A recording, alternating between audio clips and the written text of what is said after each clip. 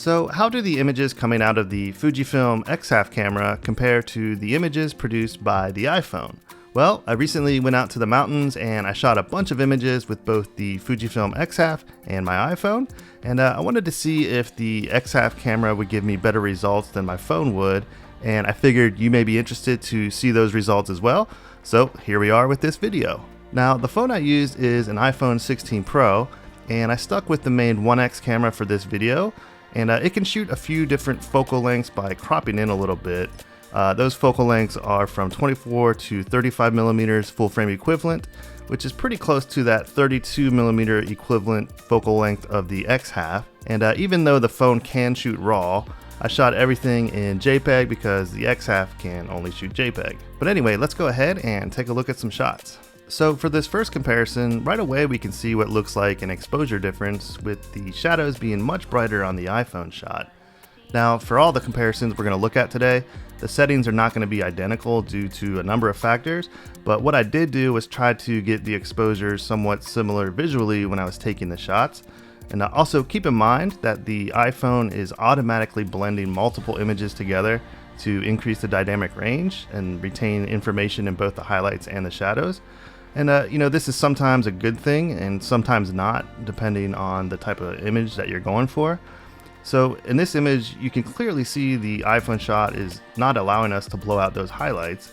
You can really see this in this snowy area here. And the iPhone shot is also giving us lifted shadows and a lot of sharpening baked in as well. Now, I will say that I like the color better on the X Half.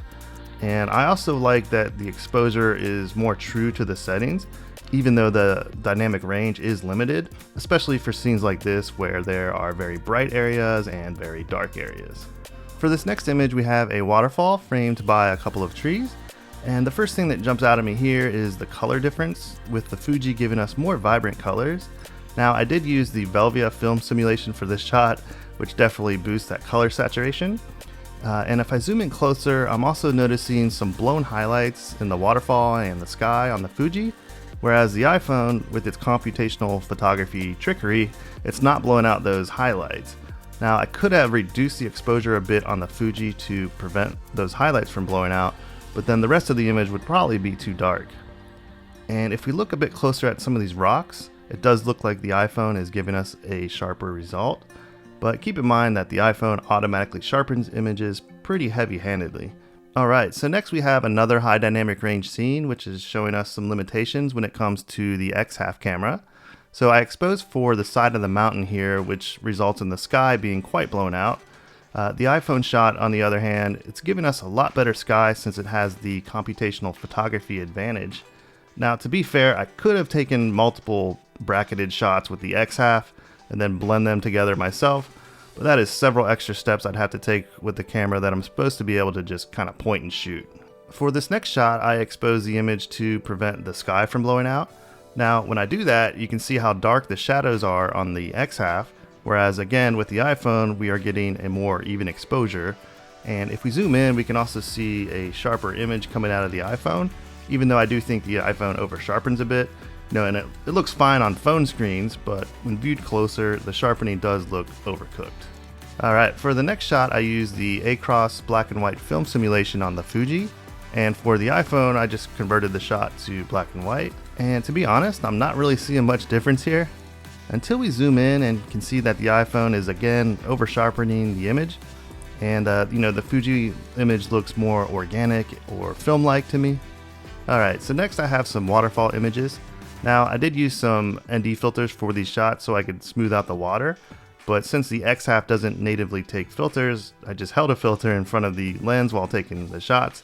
But anyway, again, I think the color looks nicer on the Fuji image overall. And looking around the image here, I'd say that the level of detail is pretty close. The iPhone does still have that over sharpened look to it in some of these areas. And when we get to the edges of the frame, the Fuji is kind of getting a little bit soft here, whereas the iPhone holds together better.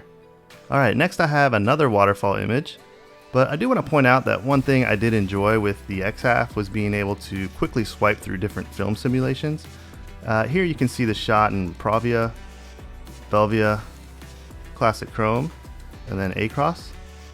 And of course, there's several more film simulations available as well. Now, you can also get different looks from the iPhone, but I'd say the user experience is definitely better on the Fuji X Half in my opinion. But anyway, let's compare these shots here. So with the iPhone shot, you can see some of the processing going on. It tends to boost up those shadows. And we can also see the over sharpening going on as well. It's really noticeable in the water, places where you really don't want that sharpening. The X Half is giving us a more true image with less processing baked in. So next I have a couple of high dynamic range scenes again, and notice how much more color and detail is retained in the sky on the iPhone shot, even though I wouldn't say the color is particularly great. And here's one more example.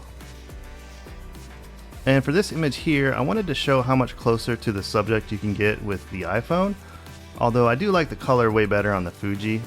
The purple of the flower as well as the green in the background both look better on the Fuji to my eye.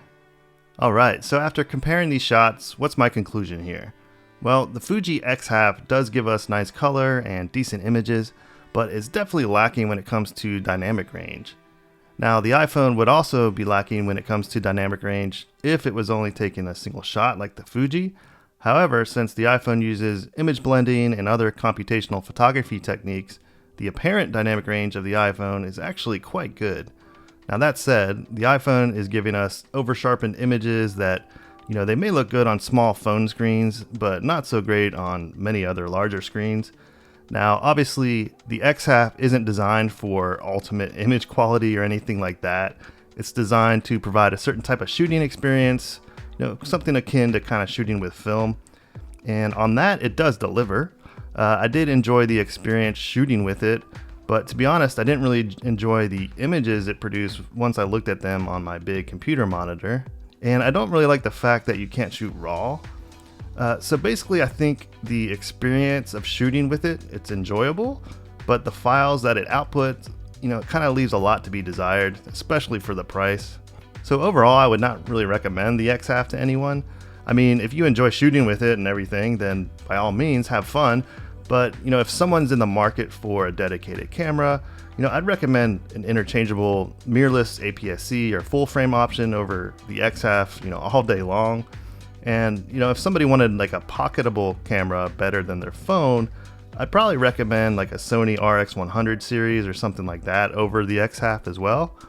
And, if somebody really wanted a fixed lens Fuji, then get an X100 series camera. I mean, those blow the X Half out of the water. But anyway, let me know in the comments what you think about the X Half camera after seeing these comparisons.